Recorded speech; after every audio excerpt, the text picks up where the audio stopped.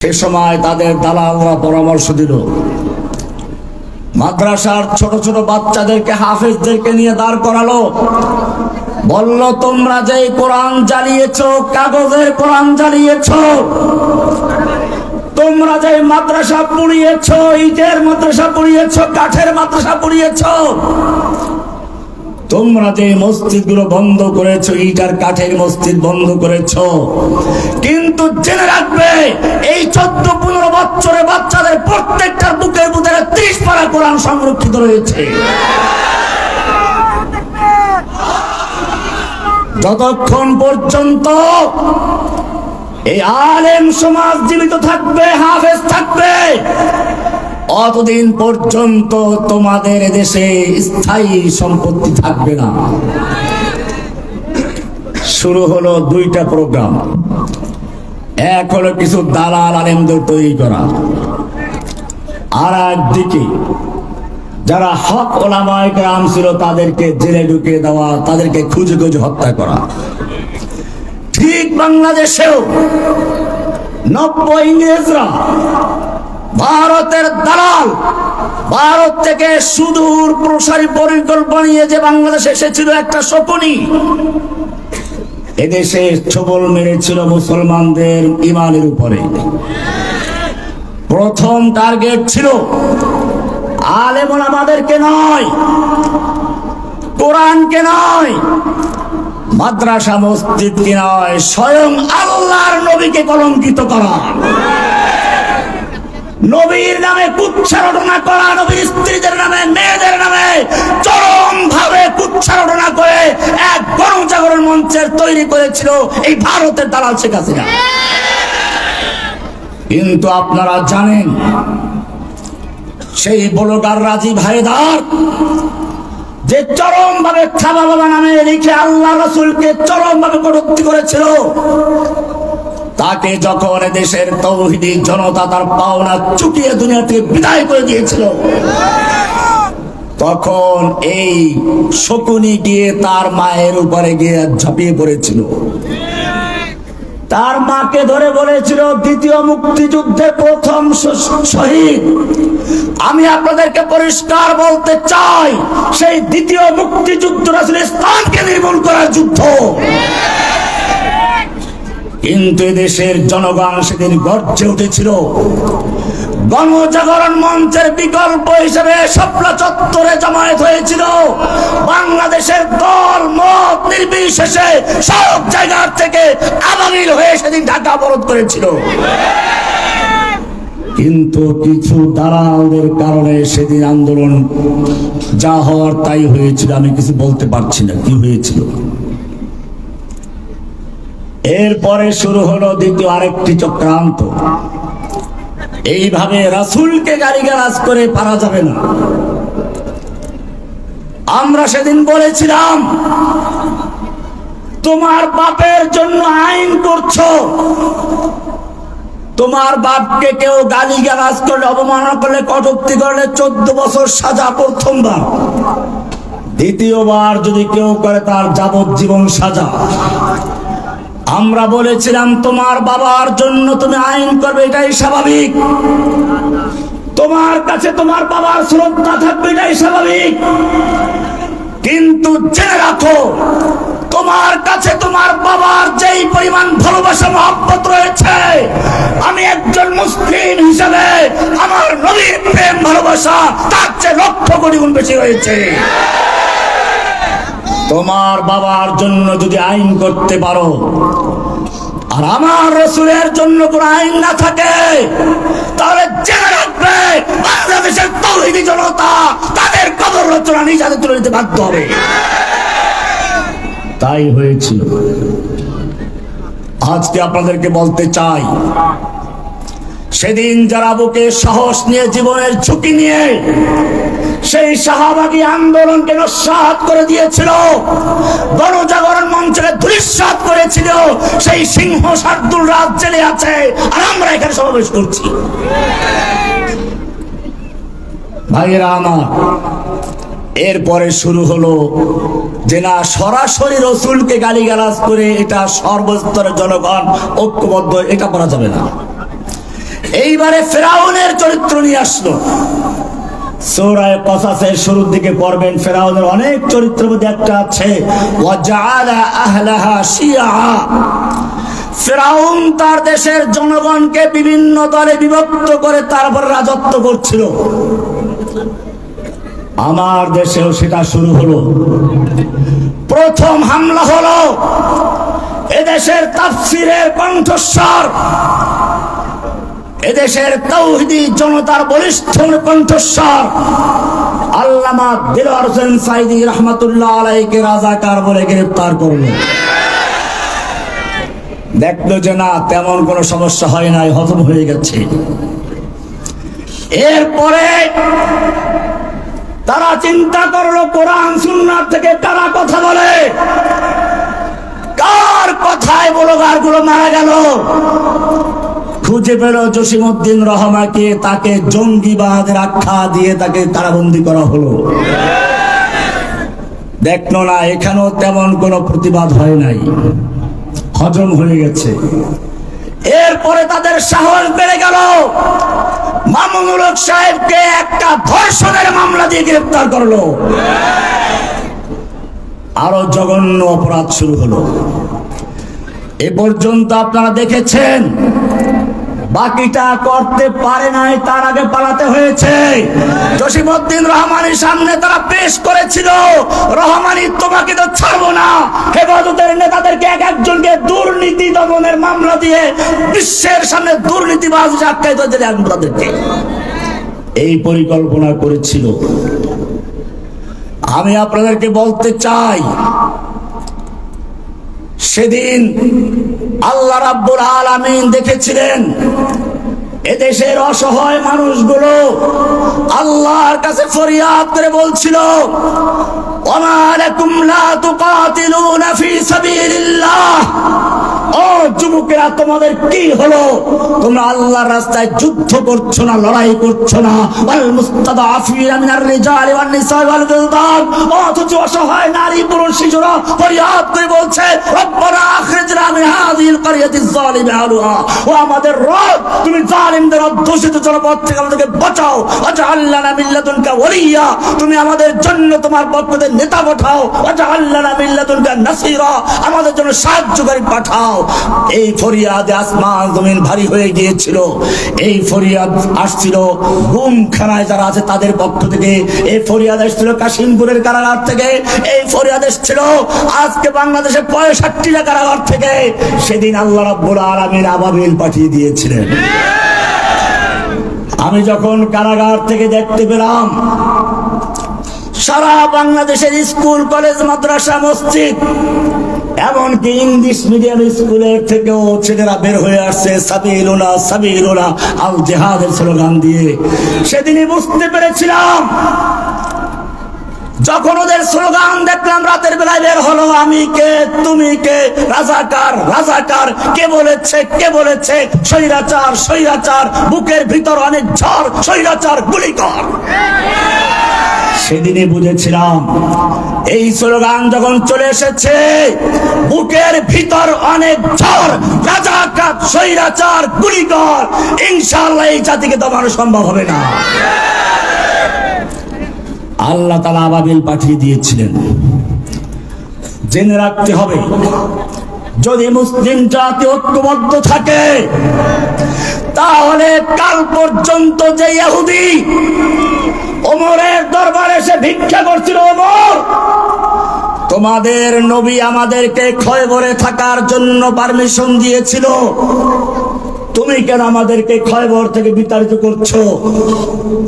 আমাদের থাকতে দাও, আমরা তোমাদের কৃষি কাজ করে দিচ্ছি, অর্ধেক ফসলের বিনিময়ে একটু থাকার ব্যবস্থা করে দাও।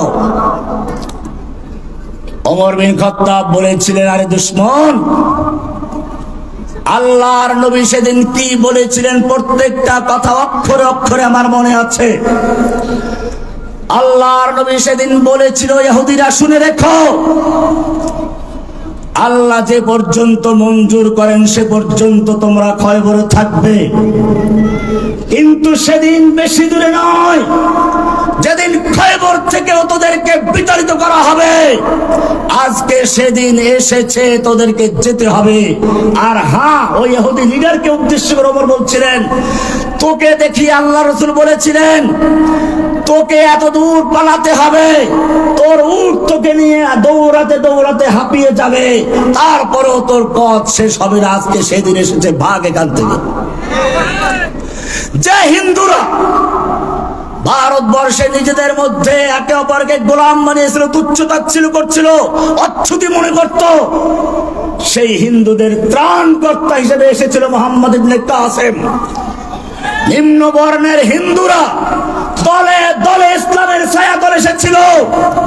যেই হিন্দুরা সেদিন লেজ গুটিয়ে পালিয়েছিল, আজকে সেই হিন্দুরা মুসলিমদেরকে চ্যালেঞ্জ করছে, হিন্দু হিন্দি হিন্দুস্তান জবন বেজো পাকিস্তান, वो हमारी माता है, तुम उसको खाता है, तुमको चाहिए कब्रिस्तान या भेजेंगे पाकिस्तान।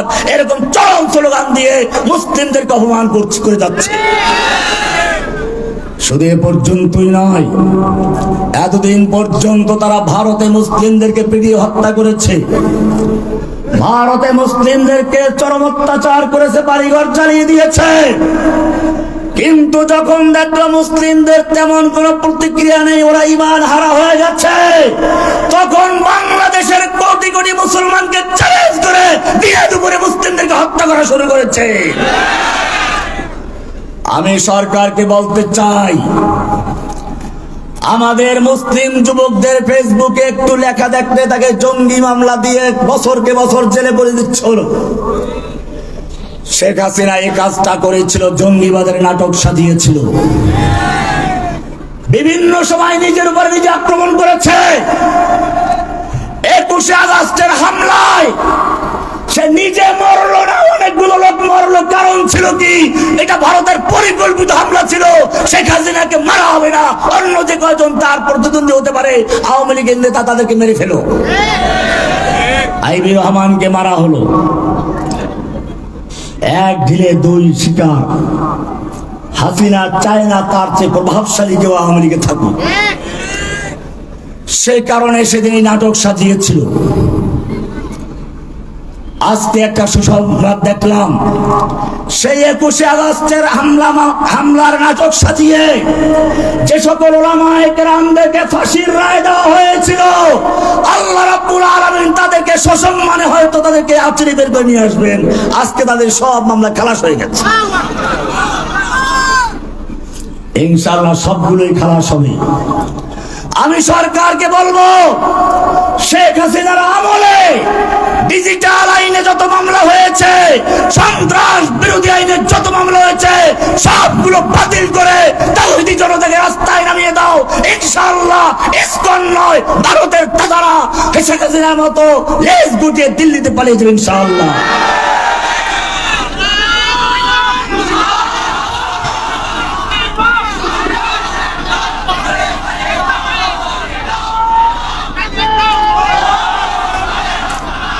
আমার নামে আনসারুল্লাহ বাংলা টিম তৈরি করা হলো। আমি বহুবার বলেছি, আমি গ্রেফতার হওয়ার আগ পর্যন্ত আনসারুল্লাহ বাংলা টিম নামে কোন দল বাংলাদেশে আছে বলে আমার জানা ছিল না। কিন্তু কেন বানানো হয়েছিল? জাতির সামনে আমাকে বিতর্কিত করার জন্য, বিশ্বের দরবারে আমাকে বিতর্কিত করার জন্য, এবং শুধু আমাকে নয়, বাংলাদেশকে জঙ্গি রাষ্ট্র দেখিয়ে সে প্রমাণ করতে চেয়েছিল জঙ্গি দমনের জন্য আমাকে দরকার, আমাকে ক্ষমতায় রাখো। এই জন্য আপনারা দেখেছেন হলিয়াটিজার হামলা কখন হয়েছিল? যখন ওই নির্বাচনের পরে গোটা বিশ্ব তার বিরুদ্ধে লেগেছিল, সারা বিশ্বের থেকে তার বিরুদ্ধে প্রতিবাদ হচ্ছিল, ঠিক সেই মুহূর্তে হলিয়াটিজারের নাটক সাজিয়ে গোটা বিশ্বের দৃষ্টিভঙ্গি ভিন্ন দিকে ফিরে দিয়েছিল। এভাবে জঙ্গি নাটক করে করে দেশের মুসলিমদেরকে ধ্বংস করার গভীর চক্রান্ত হয়েছিল। কিন্তু মনে রাখতে হবে, অতীতে যা হয়ে গেছে সেগুলো গেছে। এখনো যদি ঐক্যবদ্ধ হয়ে মাঠে না থাকতে পারেন, তাহলে এখন একজন আইনজীবীকে দিনে দুপুরে হত্যা করেছে, কালকে তারা মাদ্রাসা মসজিদে হামলা করতে দ্বিধা করবে না। মসজিদেও তারা হামলা করেছে। আমি সরকারকে বলতে চাই, আমাদের কোন দল না থাকলেও দল তৈরি করে নিষিদ্ধ ঘোষণা করেছ, আর ইসকন দেশে প্রকাশ্যে জনগণকে হত্যা করছে, সন্ত্রাসী কাজ চালাচ্ছে। অবিলম্বে ইসকন নামক সংগঠনকে সন্ত্রাসী সংগঠন আখ্যায়িত করে অবিলম্বে নিষিদ্ধ ঘোষণা করে প্রজ্ঞাপন জারি করতে হবে।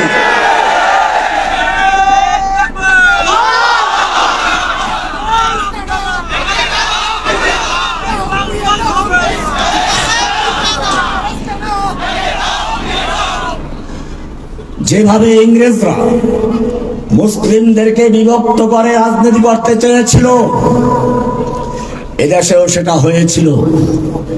কিন্তু ওদের সমস্ত চক্রান্তের জাল মাকড়সার জালের মতো ছিন্ন ভিন্ন করে আল্লাহ রাব্বুল আলামিন ছাত্রদের নেতৃত্বে সমস্ত মানুষকে ঐক্যবদ্ধ করে দিয়েছিল। যখনই কোন ফেরাউন বড় শক্তি হয়ে নামে, আল্লাহ তাআলা দুর্বল জিনিসকে পাঠিয়ে ধ্বংস করে দেয়। আপনারা দেখেছেন নমরুদ যখন আল্লাহর বিরুদ্ধে বিদ্রোহ করেছিল, ল্যাংড়া মশা দিয়ে তাকে ধ্বংস করে দিয়েছিল। আব্রাহা যখন হাতি নিয়ে বাইতুল্লাহকে ভাঙার জন্য এসেছিল, হাতি নিয়ে কাবা ভাঙবে কিভাবে? মূলত এখন যেমন বুলডোজার দিয়ে ঘুরিয়ে দেওয়া হয়, আগের যুগে বড় বড় বিল্ডিং গুলোকে হাতির পায়ের সাথে রশি বেঁধে দেওয়া হতো, হাতির টেনে ওটাকে ভেঙে ফেলতো। 12 থেকে 13টা শক্তিশালী হাতি নিয়ে এসেছিল আব্রাহা কাবা ভাঙার জন্য। আল্লাহ রাব্বুল আলামিন আব্রাহাকে ধ্বংস করার জন্য আসমান থেকে ফেরেশতা পাঠান নাই, শক্তিশালী কোন সেনাদল পাঠান নাই। সেদিন দুর্বল ছোট ছোট পাখিদেরকে পাঠিয়েছিলেন, যেই পাখি এখন পর্যন্ত কাবার উপরে বীর দর্পে ঘুরে বেড়াচ্ছে আর জানান দিচ্ছে, আবার যদি কোনো আব্রাহা কাবা ভাঙতে আসো, আমরা এখনো সজাগ আছি। বাংলাদেশের আবাবিল, আমি বলছি স্কুল কলেজের ছাত্রদেরকে, মাদ্রাসার ছাত্রদেরকে, তোমরা সেদিন যেভাবে ময়দানে ঝাঁপিয়ে পড়েছিলে, তোমাদের পিছপা হওয়ার সুযোগ নেই। ওই খানায় কাবার উপরে যেরকম ভাবে এখনো আবাবিল পাখি ঘুরে ঘুরে পাহারা দিচ্ছে, তোমাদেরকে মনে রাখতে হবে, বাংলাদেশের স্বাধীনতা রক্ষার জন্য তোমাদেরকে সজাগ থেকে উড়ে উড়ে বেড়াতে হবে। গোটা বাংলাদেশে কোন কোন জায়গায় হাসিনার দালাল রয়েছে, প্রশাসনের কোন কোন জায়গায় হাসিনার দালাল রয়েছে, খুঁজে খুঁজে বের করে দিতে হবে।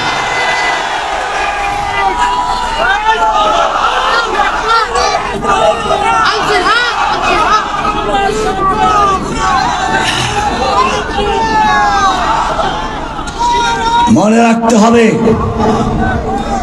আমিরে মুআবিয়া রাদিয়াল্লাহু তাআলা আনহুর সঙ্গে আলীর যুদ্ধ হচ্ছিল। সেই সময় তৎকালীন সুপার পাওয়ার রোম সম্রাট আমিরে মুআবিয়া রাদিয়াল্লাহু তাআলা আনহুর কাছে চিঠি লিখলো, আমরা জানতে পেরেছি তোমার খলিফা তোমার বিরুদ্ধে যুদ্ধে লিপ্ত হয়েছে। তুমি যদি আমাদের সাহায্য চাও, তাহলে রোম সম্রাট পূর্ণ শক্তি দিয়ে তোমার পাশে দাঁড়াতে প্রস্তুত। কি মায়া! আমিরে মুআবিয়াকে সাহায্য করার জন্য এক পায়ে দাঁড়ানোর উদ্দেশ্য মুসলিম খেলাফত ধ্বংস করে দেওয়া। আল্লাহর নবীর ছাত্র আমাদের মতো দুর্বল ছিল না। আমিরে মুআবিয়া বুঝতে পেরেছেন, এটা আমাকে সাহায্য করার প্রস্তাব নয়, এর মাধ্যমে ইসলামকে ধ্বংস করার নীল নকশা করা হয়েছে। সেজন্য তিনি পত্রের উত্তর দিলেন। সূচনা ছিল এরকম, ইয়া কালবার রোম, ওহে রোমের কুত্তা, আমার সঙ্গে আমার নেতার যুদ্ধ হচ্ছে। এই সুযোগ নিয়ে যদি মুসলিম উম্মার ভূখণ্ডের দিকে এক কদম বাড়াও, জেনে রাখবে আলীর পক্ষে যুদ্ধ করতে গিয়ে সেদিন অন্য কেউ নয়, সর্বপ্রথম যে লোকটা জীবন দিবে সে লোকটা হচ্ছে আমিরে মুআবিয়া রাদিয়াল্লাহু তাআলা আনহু। আমাদেরকেও মনে রাখতে হবে, আমাদের ভিতরে বিভিন্ন মত থাকতে পারে, বিভিন্ন দল থাকতে পারে, কিন্তু যদি আবার কোন মুসলিম উম্মার উপরে, কোন আলেমের উপরে আঘাত আসে, আমি জিজ্ঞেস করতে চাই, আমিরে মুআবিয়ার বলিষ্ঠ ঈমান নিয়ে ময়দানে ঝাঁপিয়ে পড়ার জন্য কে কে তৈরি আছো?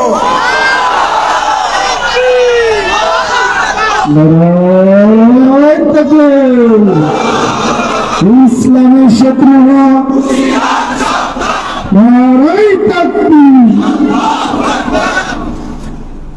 আল্লাহর নবী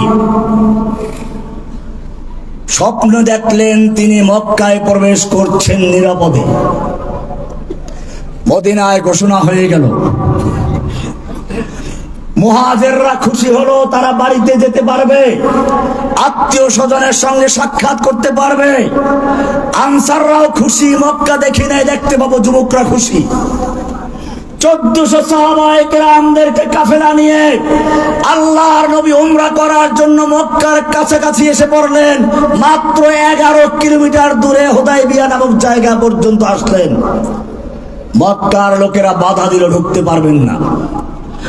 আল্লাহর নবী ওসমানকে মক্কায় পাঠালেন, কারণ ওসমান ছিল মক্কার জনপ্রিয় ব্যক্তি।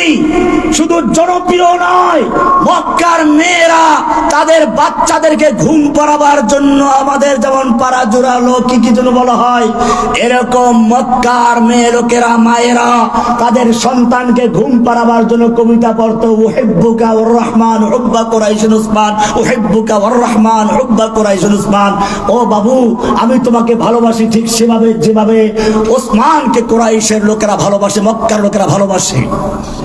আল্লাহর নবী সাল্লাল্লাহু আলাইহি ওয়াসাল্লাম সেই মক্কায় ওসমানকে পাঠালেন, মক্কার লোকদেরকে বুঝাও, আমি উমরা করতে এসেছি, যুদ্ধ করতে আসি নাই। কিন্তু মক্কার লোকেরা চিন্তা করলো একটা মোক্ষম সুযোগ। মুহাম্মদ সাল্লাল্লাহু আলাইহি ওয়াসাল্লাম নিজে তার 1400 মুক্ষম সাহাবীদেরকে নিয়ে এখানে কাছে এসে গেছে। যদি এই কাফেলাকে ধ্বংস করা যায়, ইসলাম শেষ হয়ে যাবে। তবে শক্তি তো একটু পরীক্ষা করা দরকার। একটা গুজব ছড়িয়ে দিল ওসমানকে হত্যা করা হয়েছে। আল্লাহর নবীর কানে যখন এই খবর পৌঁছে গেল, আল্লাহর নবী সেদিন তাবুর থেকে বেরিয়ে গেলেন। জোরে ডাক দিলেন, ইয়া সাহাবা শাজারা, ওহে গাছের নিচে অবস্থানকারী সাহাবীরা বেরিয়ে আসো। 1400 সাহাবায়ে কেরাম বের হয়ে আসলেন। আল্লাহর নবী সেদিন বক্তব্য দিলেন, আমার কাছে খবর এসেছে আমার ওসমানকে হত্যা করা হয়েছে। কোন রাষ্ট্রদূতকে হত্যা করা কোন আন্তর্জাতিক আইনে পড়ে না। ওসমানকে হত্যা করা হয়েছে। আসো, আমি হাত বিছিয়ে দিলাম, আমার হাতে হাত রেখে বয়াত করো। হয়তো মক্কা বিজয় করে ছাড়বো, নতুবা সকলে শহীদ হয়ে যাব, একটা লোক মদিনায় ফিরে যাব না। কে কে তৈরি আছো? ইম্মা শরিয়া ওয়া ইম্মা শাহাদা। এই বলে তিনি হাত বিছিয়ে দিলেন। আল্লাহর নবী নিজে হাত বিছিয়ে দিয়েছেন। কিসের বায়াত ছিল ভালো করে শুনে রাখো। বায়াত তো আছে, কিন্তু এই বায়াত কিসের বায়াত ছিল সেটা জেনে রাখো। আল্লাহর নবী হাত বিছিয়ে দিলেন। 1400 সাহাবায়ে কেরাম বায়াত করলেন। একটা মাত্র মুনাফিক পালিয়ে গিয়েছিল, বাকি সব বায়াত করেছিল।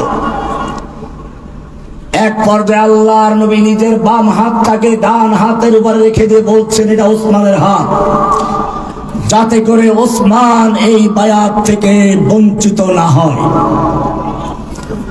বায়াত হয়ে গেল। এই বায়াতের ধাক্কা মক্কায় পর্যন্ত পৌঁছে গেল।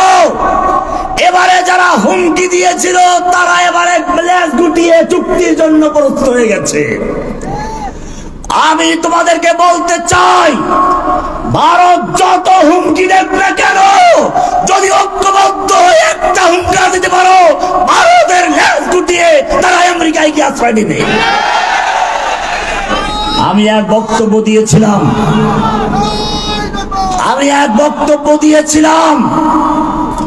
ভারতকে কেমনে কেমনে টুকরো করতে হবে। ভারতের কলিজায় আগুন ধরে গেছে।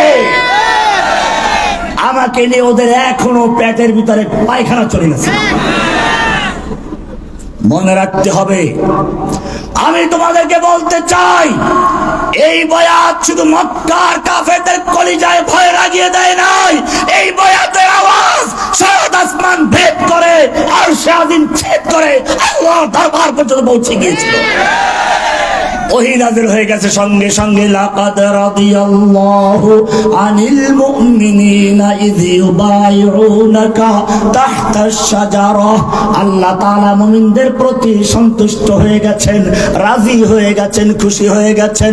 ইয ইউবাইউনাকা তাহতাশ শাজারা, যখন তারা তোমার হাতে হাত দিয়ে বায়াত করেছিল গাছের নিচে বসে।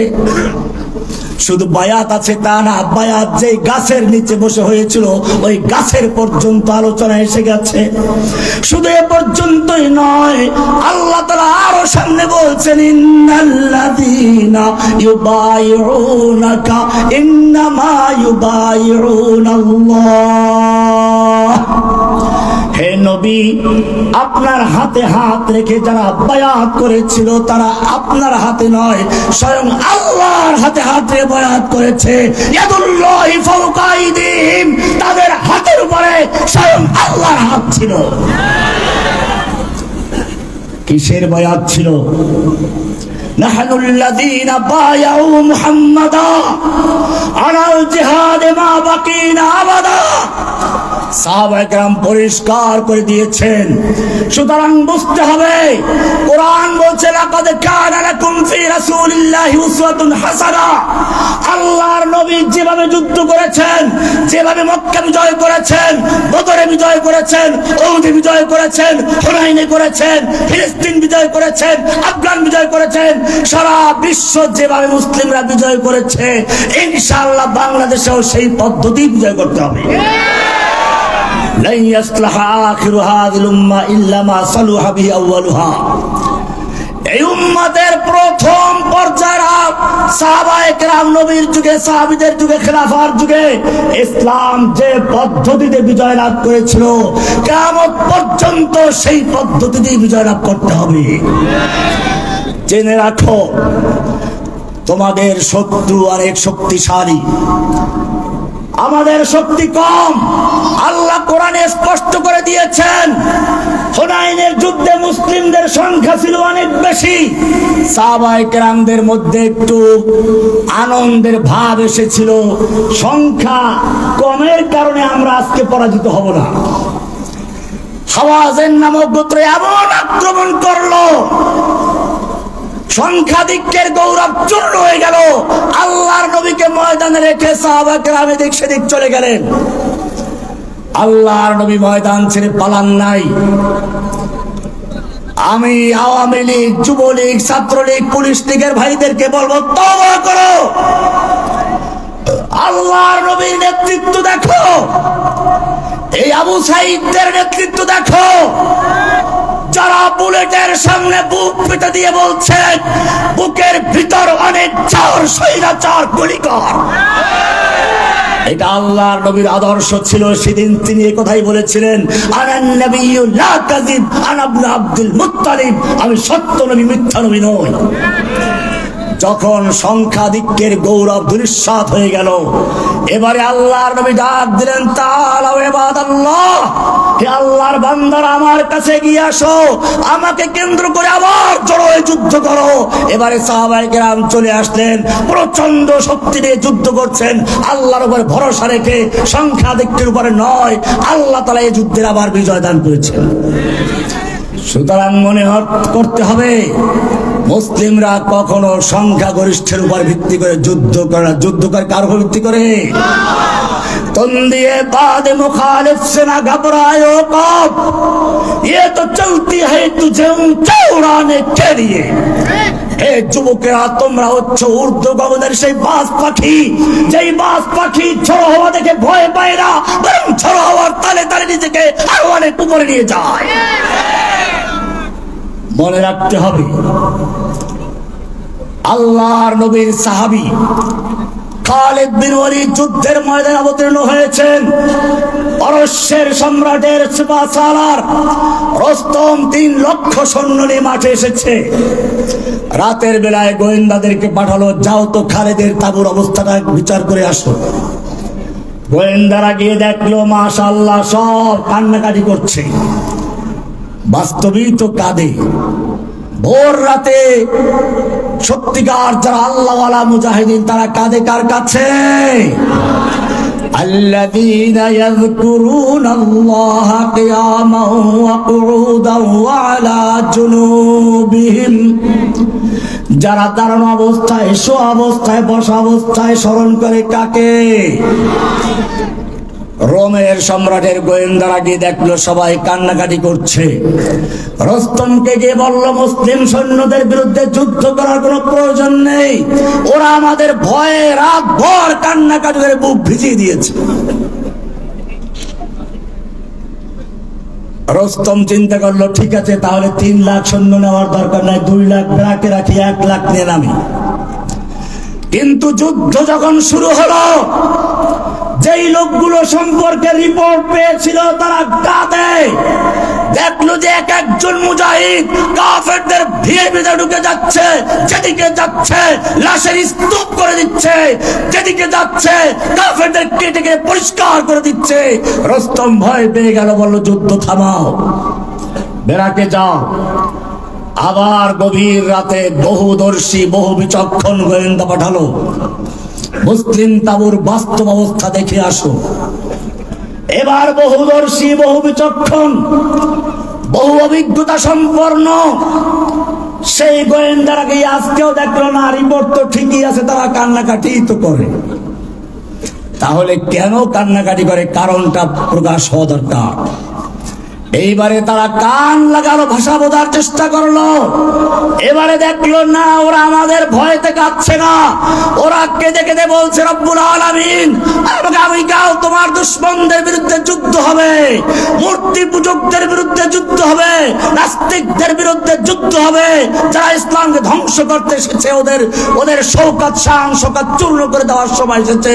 আল্লাহ তুমি আমাকে শক্তি দাও, সাহস দাও, আমার হাতে শক্তি দাও, আমি যেন কাফেরদের কেটে কেটে টুকরো করে জাহান্নামে পাঠাতে পারি, নিজেও টুকরো টুকরো হয়ে যাই, শহীদ হয়ে যায়। কিয়ামতের মাঠে যখন শহীদরা জখম নিয়ে উঠবে, যখন তাদের জখমগুলো তাজা হবে, ইয়াসরুবু দামান, রক্ত ঝরতে থাকবে, লাউনুহু লাউনুদ দাম, রিহু রিহুল মিসকে, রংটা হবে রক্তের রং, ঘ্রাণটা হবে মিশক আম্বরের ঘ্রাণ।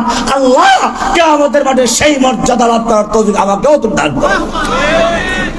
গোয়েন্দারা বুঝতে পারলো কাদের ঠিকই, তবে আমাদের ভয়তে নয়। রস্তমকে গিয়ে জানালো, রস্তম সিপাহসালার মুসলিম সৈন্যদের বিরুদ্ধে যুদ্ধ করার সাহস দেখো না, বিজয় লাভ করার স্বপ্ন দেখো না। রস্তম জিজ্ঞেস করলো, কারণ কি? মুসলমানদের সৈন্য কি আমাদের চেয়ে অনেক বেশি? বলে না, সৈন্য তো ওদের অনেক কম। বলে তাহলে কি ওদের শক্তি অনেক বেশি? বলে না, শক্তি অনেক কম। বলে তাহলে কি অস্ত্র বেশি? বলে না, অস্ত্র ওদের কাছে নেই। রস্তম খেপে গেল, অস্ত্র আমার বেশি, সৈনিক আমার বেশি, শক্তি আমার সৈনিকদের গায়ে বেশি, আমাকে ভয় দেখাচ্ছ কেন? গোয়েন্দারা বলল, রোমের পারস্যের সিপাহসালার শুনে রেখো, অস্ত্র তোমার বেশি, সৈনিক তোমার বেশি, শক্তি তোমার সৈনিকদের গায়ে বেশি, ঠিক আছে, কিন্তু জেনে রাখো তোমার সৈনিকদের কাছে সুন্দরী যুবতী নারী আর মদের পেয়ালা যত বেশি প্রিয়, মুসলিম সৈনিকদের কাছে আল্লাহর রাস্তায় জীবন দেওয়া তার চেয়ে অনেক বেশি প্রিয়।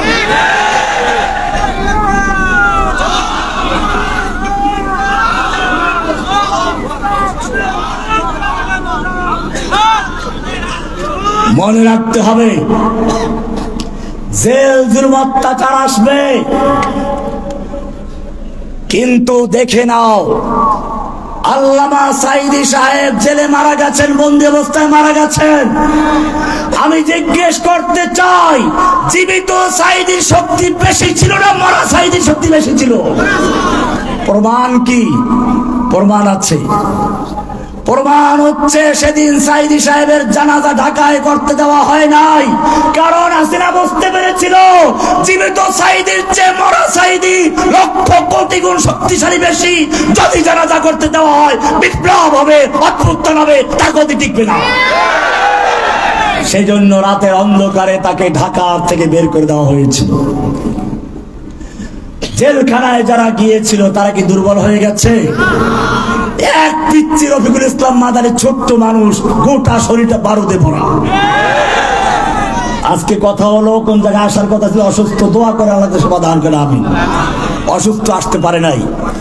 যাই হোক, আমি বলতে চাই যারাই কারাগারে গেছে তাদের ঈমান কি দুর্বল হয়েছে না আরো শক্তিশালী হয়েছে? ও যুবক শুনে রেখো, জেল কাটতে হলেও ঈমানি শক্তির প্রয়োজন আছে। মানুষ খাঁচায় বন্দি করে ওই পাখিকে, যেই পাখির আওয়াজ ভালো, তোতা পাখি পালে অথবা রূপ আছে ময়না পাখি পালে, কোনোদিন কেউ খাঁচায় পালে না। বোঝা গেল যাদের ভিতরে ঈমানি চেতনা আছে, যাদের ভিতরে মূল্য আছে, যুগে যুগে কাফেররা তাদেরকে জেলখানায় বন্দী করেছে। সুতরাং জেলখানায় বন্দী হওয়া কোন পীর বুজুর্গের বদদোয়ার ফসল নয়, বিভ্রান্ত হবেন না। ইউসুফ আলাইহিস সালাম জেল খেটেছেন, আমাদের নবী মুহাম্মদুর রাসূলুল্লাহ সাল্লাল্লাহু আলাইহি ওয়াসাল্লাম একদিন দুদিন নয় 3 বছর পর্যন্ত শিয়াবে আবি তালেবে বন্দী জীবন যাপন করেছে। ইমামে আবু হানিফা রাহমাতুল্লাহ আলাইহি কারাগারে ছিলেন, ইমামে আহমদ বিন হাম্বল দীর্ঘদিন কারাগারে ছিলেন, ইমাম ইবনে তাইমিয়া রাহমাতুল্লাহ আলাইহি জেল খেটেছেন। ওলামায়ে দেওবন্দের বড় বড় আলেমরা ইংরেজদের জেলে ছিল, বাংলাদেশের বড় বড় আলেম যারা তারা সবাই জেলে ছিল। সুতরাং জেলখানা যাওয়াটা কোনো দোষের ব্যাপার নয়। অনেকে মনে করে আমাদের হুজুরের কাছে কেউ আসতে ভয় পায় না, তাদের কাছে আসতে নাকি সেই গ্রেফতারি পরোয়ানা সাদা হয়ে যায়। আমি জিজ্ঞেস করতে চাই, তোমার পীর বুজুর্গের চেয়ে আল্লাহর নবী বুজুর্গি বড় ছিল না ছোট ছিল? আল্লাহর নবীর চেহারা তোমার পীরের চেয়ে সুন্দর ছিল না কম ছিল? একটু কোরআন থেকে তোমাদেরকে হিসাব দিচ্ছি। আল্লাহর নবী কি সুন্দর ছিলেন, কবি সুন্দর করে বলছেন, ওয়াহসানা মিন কালাম তারা কাত্তু আইনি ওয়াজমালা মিন কালাম তালিদিন নিসাউ খুলিকতা মুবাররাম মিন কুল্লি আইবি কান্নাকা কাদ খুলিকতা কামা তাশাউ। আয়েশা বলছেন, ওয়ালানা শামসুন ওয়ালিল আফাকে শামসুন ওয়া শামসি আফদালু শামসিস সামাই ফাইন্নাশ শামসা তাতলু বাদাল ইশাই বাদাল ফাজরি ওয়া শামসি তাতলু বাদাল ইশাই। শেখ সাদি বলছেন, লা ইউমকিনু সানাউ কামা কানা হাক্কুহু বাদা খুদা। বুজুর্গ তো ये किस्सा मुख्तसर। আর এক কবি বলছেন, দুরফেশানি নে তেরি কতরু को दरिया कर दिया, दिल को रोशन कर दिया, आंखों को बीना कर दिया, खुद न थे जो राह पर औरों के हादी बन गए, क्या नजर थी जिसने मुर्दों को मसीहा कर दिया। কি নবীর শান, কি নবীর চেহারা। শুধু এ পর্যন্তই নয়, নবী যখন রাস্তায় চলেন মেঘ দিয়ে ছায়া দেয়, নবী যখন পেশাব করতে গেছেন আড়াল করার কিছু নেই, খেজুর গাছ এগিয়ে এসে আড়াল করছে। নবী যখন মজলিসে বসে কথা বলছেন, নবীর আওয়াজের চেয়ে কেউ জোরে কথা বলে ফেলেছে, আল্লাহর বরদাস্ত হয় নাই, সঙ্গে সঙ্গে ওহী নাযিল হয়ে গেছে, ইয়া আইয়ুহাল্লাযীনা আমানু লা তারফাউ আসওয়াতাকুম ফাওকা সাওতিন নবী ওয়া লা তাজহারু লাহু বিল কওলি কাজহারি বাযিকুম লিবাযিন আন তাহবাতা আমালুকুম ওয়া আনতুম লা তাশউরুন। হে মুমিনগণ, খবরদার নবীর আওয়াজের চেয়ে জোরে আওয়াজ করে কথা বলবি না। নিজেদের মধ্যে যেরকম কথোপকথন করো, জোরে জোরে কথা বলো, এমনটা নবীর শানে করবি না।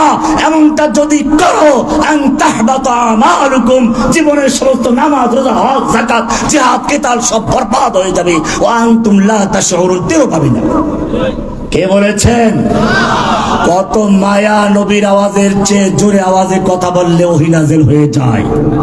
শুধু এতটুকুই নয়, আল্লাহর নবী কোরআনকে মুখস্থ করার জন্য ঠোঁট নাড়াচাড়া করছেন,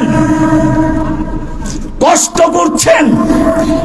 আসমান থেকে ওহী নাযিল হয়ে গেছে, লা তুহাররিক বিহি লিসানাকা লিতাজরা বিহি ইন্না আলাইনা জামাহু ওয়া কুরআনা। হে নবী, আপনি কোরআনকে দ্রুত মুখস্থ করার জন্য ঠোঁট নাড়াচাড়া করবেন না, গোটা কোরআনকে নূর বানিয়ে আপনার সিনায় জমা করে দেওয়ার দায়িত্ব আমি আল্লাহ নিজে গ্রহণ করেছি। কোরআন মুখস্থ করতে গেলে কষ্ট করতে হয়, এতটুকু কষ্ট করতে চান না, কষ্ট দিতে চান না কে?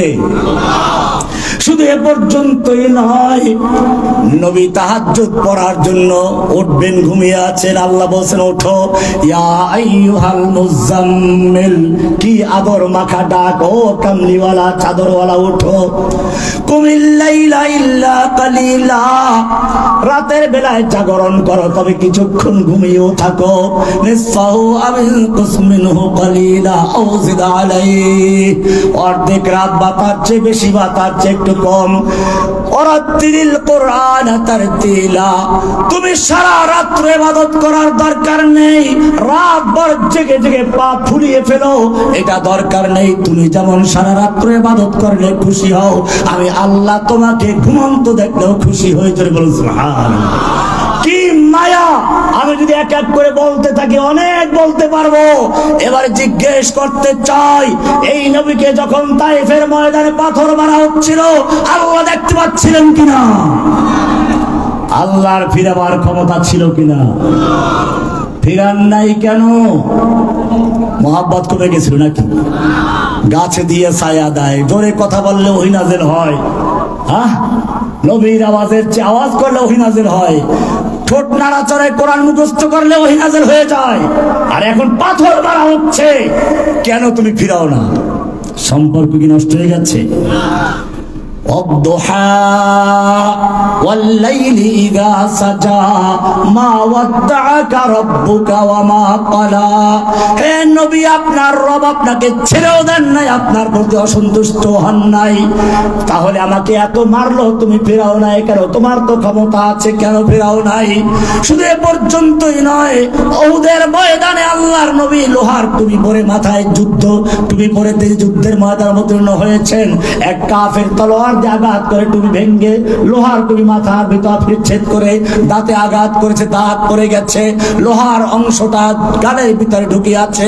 একজন সাহাবী সেটা বের করার জন্য দাঁত দিয়ে কামড় দিলেন, দাঁতগুলো তার উপরে গেল, লোহা বের হয়ে আসলো, আল্লাহর নবীর গোটা গাল রক্তাক্ত হয়ে গেল। ও মুসলমান, আমি জিজ্ঞেস করতে চাই, ওই কাফের যখন আল্লাহর নবীর মাথার উপর আক্রমণ করেছিল, আল্লাহ তাআলা দেখতে পাচ্ছিলেন কিনা? আল্লাহর ফিরাবার ক্ষমতা ছিল কিনা? ফিরিয়েছিলেন, কেন ফিরান নাই? উত্তরটা খুঁজে বের করো। কোরআন পরিষ্কার জানিয়ে দিয়েছে, আম হাসিবতুম আন তাদখুলুল জান্নাতা ওয়া লাম্মা ইয়াতিকুম মাসালুল লাযীনা খালাউ মিন ক্বাবলিকুম মাসাতহুমুল বাসাউ ওয়াদ-দাররাউ ওয়া যুলজিলু হাত্তা ইয়াকুলার রাসূলু ওয়াল লাযীনা আমানু মা'আহু মাতা রাসূলুল্লাহ। স্বয়ং আল্লাহর নবী সাহাবীরা সহ বলতে বাধ্য হন, আল্লাহর সাহায্য কবে আসবে? ও মুসলিমরা জেনে রাখো, আল্লাহর নবী মসজিদের নববীতে শুয়ে আছেন, সাহাবায়ে কেরাম এসে বলছেন, আলা তাদউল্লাহ লানা আলা তাস্তানসিরু লানা, হে আল্লাহর নবী, আপনি কি আমাদের জন্য একটু আল্লাহর কাছে সাহায্য চাবেন না? আমাদের জন্য আল্লাহর মদদ চাবেন না? আমরা তো ধ্বংস হয়ে যাচ্ছি। সুমাইয়াকে হত্যা করো, লজ্জাস্থানে আঘাত করে, আম্মারকে পিটিয়ে মারা হচ্ছে, ইয়াসেরকে মারা হয়েছে, বিলালকে উত্তপ্ত আগুনে রোদ্রে ফেলে দেওয়া হচ্ছে, আপনি কি একটু দোয়া করবেন না? আল্লাহর নবী কাবার চত্বরে চাদর মুড়ি দিয়ে শুয়েছিলেন, উঠে বসে পড়লেন, চাদরটা সরালেন আর বললেন, ও আমার সাহাবীরা শুনে রেখো, তোমাদের পূর্বে যারা ছিল তাদের হাঁটু পর্যন্ত গাড়া হতো, সুম্মা ইউতা বিল মিনশার, এরপরে তাদের মাথার উপরে করাত রাখা হতো, ফায়ুদা আলা রাসি, মাথার উপরে করাত রাখা হতো, মাথা থেকে পা পর্যন্ত কেটে দু টুকরো করা হতো, এরপরেও তারা ঈমান থেকে এক চুল পরিমাণ পিছপা হতো না। তোমরা কি মনে করেছো এমনি জান্নাতে ঢুকে যাবে? মনে রাখতে হবে, তোমাদের যে আল্লাহর নবীর বুজুর্গি অনেক বড় ছিল, তোমাদের বুজুর্গির চেয়ে তাহাজ্জুদ আল্লাহর নবী বেশি পড়তেন, তোমাদের বুজুর্গদের চেয়ে আল্লাহর নবী আল্লাহর কাছে বড় মুত্তাকি ছিলেন, তাকে যুদ্ধ করতে হয়েছে, তোমাদের ব্যতিক্রম নয়। আল্লাহ নবীর উসওয়া লাকাদ কানা লাকুম ফি রাসূলিল্লাহি উসওয়াতুন হাসানাহ, এই আয়াত কোন সূরায় খুঁজে দেখো, এটা মিষ্টি খাওয়ার আয়াত নয়। লাকাদ কানা লাকুম ফি রাসূলিল্লাহি উসওয়াতুন হাসানাহ, মিষ্টি সুরে মেয়ে লোকের সুরে বলে এরপরে মিলাদ করে মিষ্টি খায়। এই আয়াত সূরা আহজাবের ভিতরে, যেই সূরায় উল্লেখ আছে আহজাব, গোটা কাফেরদের সম্মিলিত শক্তি যখন মদিনা আক্রমণ করেছিল, গাজওয়াতুল আহজাব বলা হয় যেটাকে, সেই আলোচনা যেই সূরায় রয়েছে ওই সূরার মধ্যে রয়েছে লাকাদ কানা লাকুম ফি রাসূলিল্লাহি উসওয়াতুন হাসানাহ। তার মানে আল্লাহ তাআলা জানিয়ে দিয়েছেন, আল্লাহর নবী যেভাবে বদরে, উহুদে, খন্দকে, তবুকে, মুতায় যেভাবে মক্কা বিজয় করেছেন, ও মুসলিম জাতি, সত্যিকার যদি ইসলামকে বিজয় করতে চাও তাহলে তোমাকে সেই বদর, উহুদ, খন্দক, হুদায়বিয়া, হুনাইন, তাবুক সব কিছু সুন্নাহ পালন করতে হবে। ওই সময় বিজয় এসেছে যে পথে, তোমাদের বিজয় হবে সেই পথে। আব্রাহাম লিঙ্কনের পথ ধরে কখনো ইসলামের বিজয় হতে পারে না। লাকাদ কানা লাকুম ফি আব্রাহাম লিঙ্কন উসওয়াতুন হতে পারে না। এটা দুর্ভাগ্য মুসলিম জাতির জন্য, যখনই পৃথিবীর বুকে নতুন কোন একটা মতবাদ মাথা চারা দিয়ে উঠেছে, একদল আলেম সঙ্গে সঙ্গে অসহায়ের মতো সেই মতবাদকে ইসলামাইজেশন করার জন্য চলে গেছে। সমাজতন্ত্র যখন আসলো, একদল আলেম দেখলো সমাজতন্ত্র ইসলাম, কারণ সমাজতন্ত্রের একটা জয় জয়কার অবস্থা হয়েছিল। স্লোগানটা ভালো ছিল, কেউ খাবে তো কেউ খাবে না, তা হবে না, তা হবে না, কেউ 10 তলায় কেউ গাছতলায়, তা হবে না।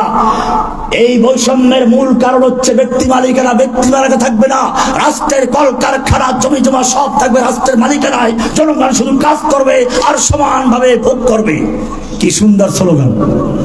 মানুষ দলে দলে সেই সমাজতন্ত্রে ঢুকলো, ক্ষমতা আসলো, দেখা গেল এটা ফাঁকা আওয়াজ। এটা ছিল মাথা ব্যথা দূর করার জন্য মাথা ফেলে দেওয়ার মতো। গোটা দেশের জনগণকে গরু ছাগলের মতো, পশুর মতো শ্রমিক বানিয়ে মুষ্টিমেয় কয়েকজন নেতা গোটা দেশের মালিক বনে গেছিল। এছাড়া ব্যক্তি মালিকানা না থাকার কারণে দেশের আয়ুক্ষণ ব্যাহত লাগলো। শেষ পর্যন্ত সমাজতন্ত্রীদের বড় বড় মূর্তিগুলোর গলায় রশি লাগিয়ে রাস্তায় গুড়ি গুড়ি করে দিয়েছিল। সেই চিত্র আর একবার দেখলো বাংলাদেশের জনগণ। একটা লোককে আল্লাহর নবীর সিরাতের পরিবর্তে এই জাতির কাছে একটা লোকের সিরাতকে এত প্রচার করা হয়েছিল, মনের ভিতরে যেন গেঁথে যায়, সেটা বারবার বলা হচ্ছে। তবে গেঁথে গেছে। মনের মালিক কে? মনের মালিক কে? উলাইকা কাতাবা ফি কুলুবিহিমুল ঈমান। মুমিনদের অন্তরে ঈমানের বীজ রোপণ করেন কে? আল্লাহ রাব্বুল আলামিন এই জাতির নতুন প্রজন্মের কাছে ওই মূর্তির উপরে এত ঘৃণা তৈরি করে দিলেন। ইব্রাহিম আলাইহিস সালাম যখন মূর্তিখানায় ঢুকলেন, গিয়ে দেখলেন বড় বড় মূর্তি, অনেক দামি দামি খাবার আছে, গিয়ে বলেন খা খা, আলা তাকুল, খাও না, খা, বাস থাকো। দরবার বিলিয়ামিন থাপ্পড় মারলে পরে পাথরের মূর্তি, মূর্তি ব্যথা পারে, নিজে ব্যথা পায়, পাইছে ব্যথা। এইবার ওর রাগ যে হাতে না, এবারে কুড়াল লইল, এবারে কুড়াল দিয়ে মূর্তি ভেঙ্গে চুরমার করে বড় মূর্তির গলায় কুড়াল লটকে দিয়ে ভাগলো। লোকেরা যখন আসলো মেলায় আবার পূজা দেওয়ার জন্য, এসে দেখলো সর্বনাশ, সব মূর্তির হাত পা ভেঙ্গে চুরমার হয়ে গেল। কে এই কাজটা করলো? নমরুদের কাছে ছুটে গেছে যুবকরা। ভালো করে শুনো, নমরুদ এসে পড়েছে, রাজকীয় মূর্তিখানায় এই কাণ্ড ঘটেছে। নমরুদ এসে কিছুক্ষণ পর্যন্ত চিন্তা করলো, ভাবলো কোনো ভূমিকম্প হলো না, ঝড় তুফান হলো না, মারামারি যুদ্ধ হলো না, এই মূর্তিগুলো কে ভাঙলো?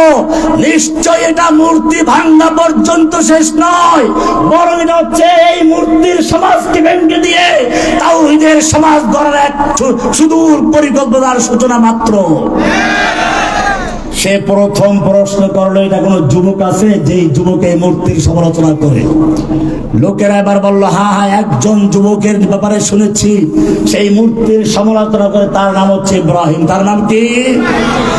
ও যুবকের, আমাদের জিজ্ঞেস করতে চাই, নমরুদ কেন যুবকের কথা বলল?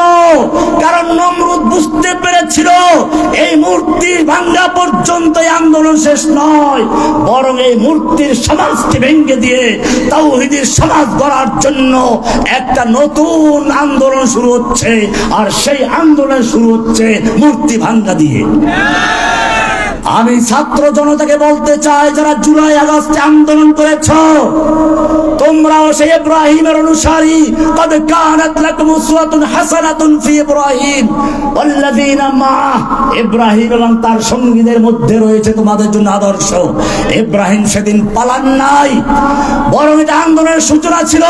তোমাদের জুলাই আগস্টের আন্দোলন একটা সূচনা, ইনশাআল্লাহ সেদিন বেশি দূর নয়। যদি ঐক্যবদ্ধ থাকতে পারো, ইব্রাহিম আলাইহিস সালাম যেভাবে তাওহীদের বিজয় এনেছিলেন, বাংলাদেশে ইনশাআল্লাহ তাওহীদের বিজয় আসবে।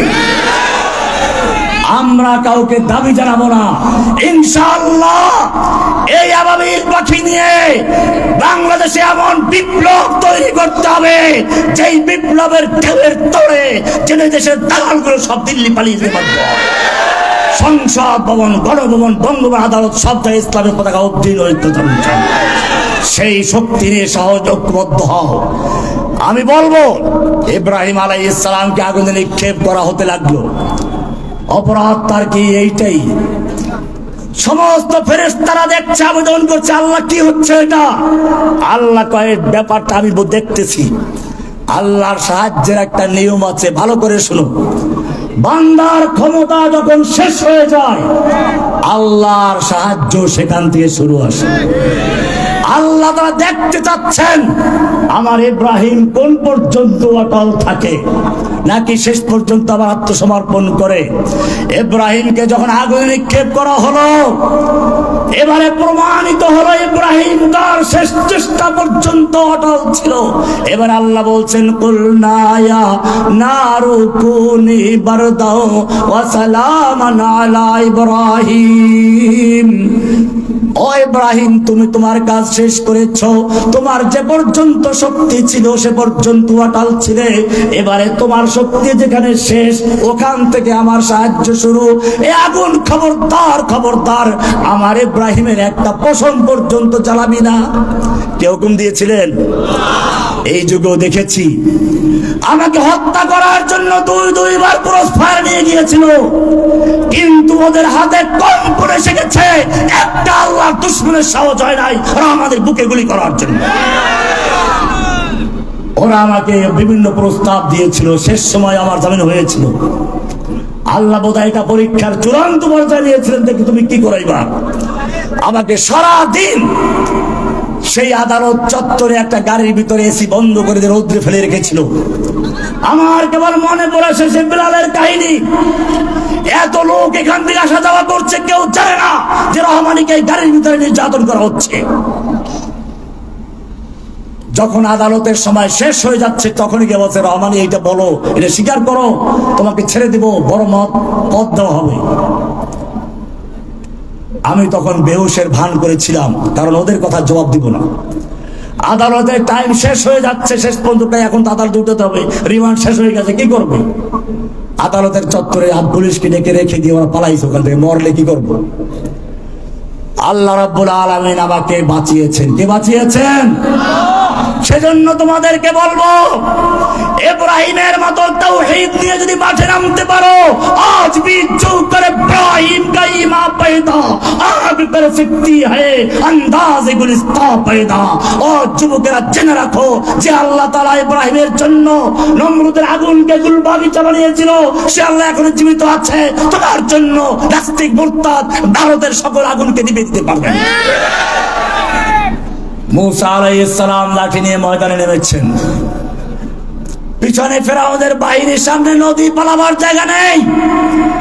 আল্লাহ তাআলা দেখতে চাচ্ছেন শেষ পর্যন্ত কি করো। মুসার ক্ষমতা শেষ হয়ে গেছে, সামনে নদী, পিছনে ফেরাউনের বাহিনী। আল্লাহ বলেন, মুসা তোমার ক্ষমতা শেষ হয়েছে, তোমার ক্ষমতা যেখানে শেষ ওখান থেকে আমার সাহায্য শুরু হবে, এবারে মারো লাঠি। লাঠি মারলেন, পানি ভাগ হয়ে দাঁড়িয়ে গেছে। মুসার বাহিনী পার হয়ে গেলেন, ফেরাউনকে চুবিয়ে মেরেছেন। আমি জিজ্ঞেস করতে চাই যে আল্লাহ সুবহানাহু ওয়া তাআলা মুসার জন্য পানিকে ভাগ করে দিয়েছিলেন, ফেরাউনকে চুবিয়ে মারিছিলেন, সে আল্লাহ এখন জীবিত আছেন কিনা? ভারতের সৈন্যদেরকে বুড়িগঙ্গায় যমুনায় চুবিয়ে মারতে পারেন কিনা?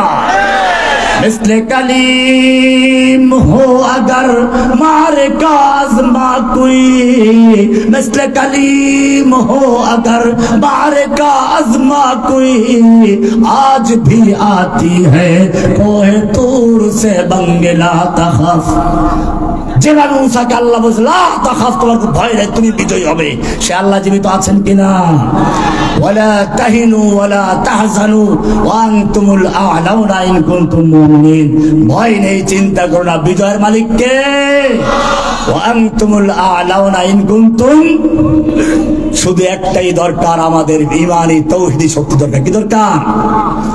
আমাদের আশ্চর্য হতে হয়, যেই মুসলিম সৈনিকেরা, যুবকেরা আল্লাহর দরবারে কেঁদে কেঁদে শক্তি সঞ্চয় করবে, দুর্ভাগ্য তাদের, সেই আল্লাহর দরবার বাদ দিয়ে তারা মূর্তি পাহারাদারি করতে গেছে।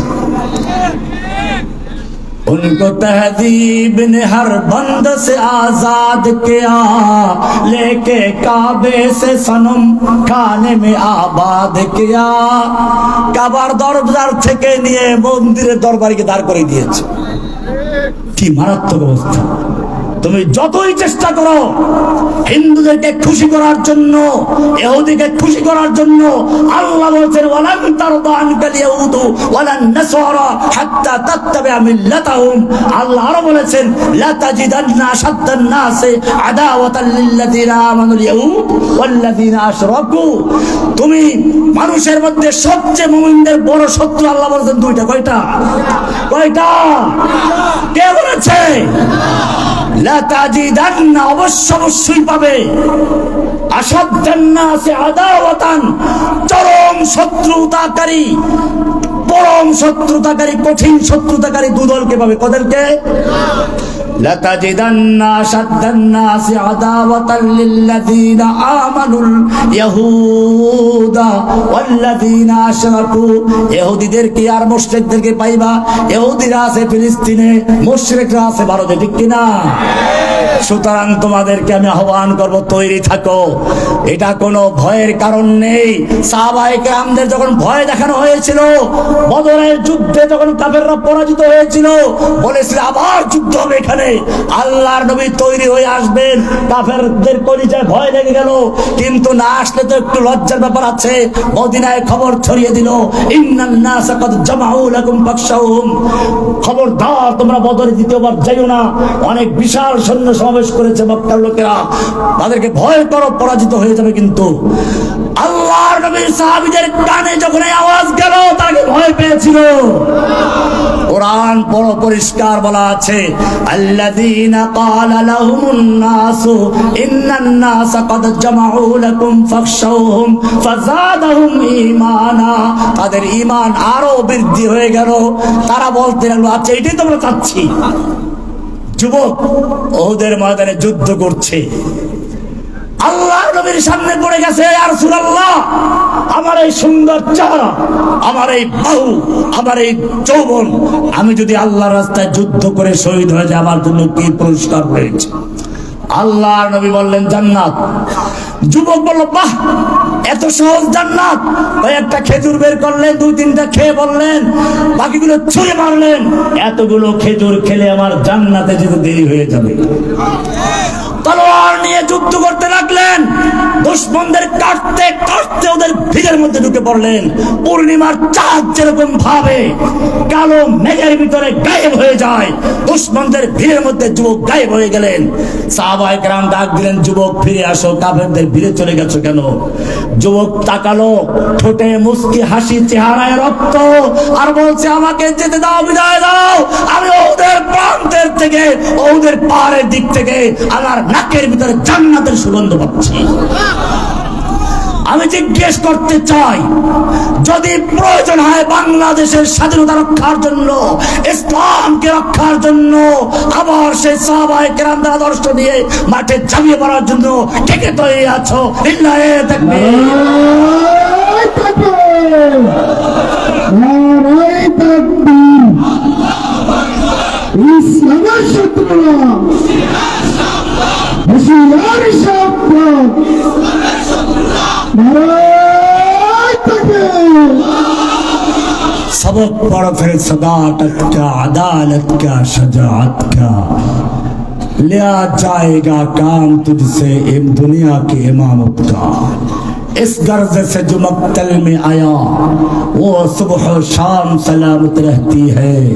ये जान तो आनी जाने है, इस जान की कोई परवाह नहीं।